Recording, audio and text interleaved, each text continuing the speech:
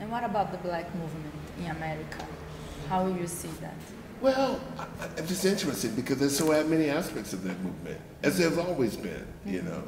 And part of those movements have been certainly addressed to real issues within the community, you know. Certainly the violence against black men, women, LGBTQ people, all those things have been resonated a different kind of way in which we look at movements and our relationship to. And the point of this, how do we build alliances between other movements is important.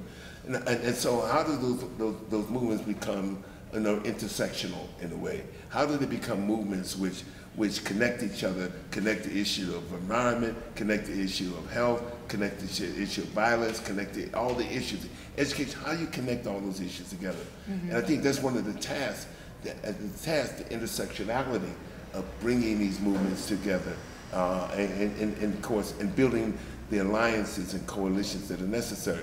I think that's a step, you know, in that, you know, because we just can't talk about, and this was the one beautiful thing of Dr. Martin Luther King. He wasn't just talking about saving African American, he's talking about saving the soul of the country. He talked about poor people. In fact, this is the year, 50 years later, there's a reinitiation of the Poor People's Campaign that Martin Luther King was involved in organizing and at the head of when he was assassinated 50 years ago. So they're changing, and they're changing because of social media.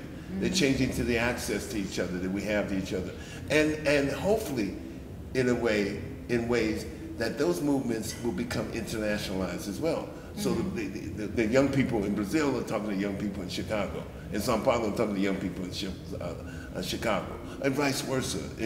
And sharing that, we have the capacity to do that. And I think it leads to what I think we refer to as a radical internationalism. You know, of course, it could go different other ways, because when we talk about ideology, we don't often have to talk about the two polars that we often discussed over the last 100 years, more than 100 years. But when we're talking about what are the ideological bridges, what is the way, my little brother would often come, how do we look at, you know, the ways in which are going to govern us and distribute resources within the 21st century? Certainly the World Social Forum has given voice to that, and other forums have given voice to that as well. You know, what had happened with this brief period that had happened in Brazil and the rest of Latin America, in Venezuela, in Ecuador, and Argentina to a certain extent, and also Bolivia.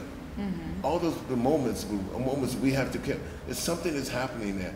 Don't believe that even though we have the move that we see now further to the right, as well in my country, that those movements have not planted the seeds for the evolution of even other movements and response and reaction to what's happening in people's real lives.